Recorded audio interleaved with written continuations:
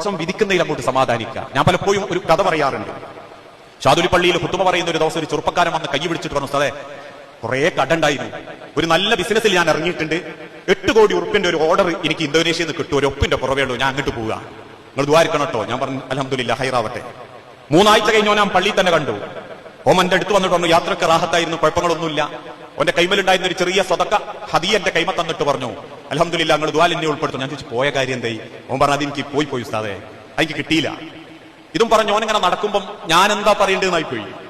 ഞാൻ അവന്റെ പിന്നെ ചെന്ന് തോളത്തിങ്ങനെ കൈവച്ചപ്പോൾ പറഞ്ഞു എനിക്ക് വിഷമമൊന്നുമില്ല ഉസ്താദേ, എനിക്ക് പടച്ചോൻ 8 കോടിക്ക് പകരം 16 കോടി തരാൻ വിചാരിച്ചിട്ടുണ്ടെങ്കിലോ, അതിനാണല്ല ഈ 8 കോടി കളഞ്ഞതെങ്കിലോ, എനിക്ക് ആ പ്രതീക്ഷ ഉണ്ട്.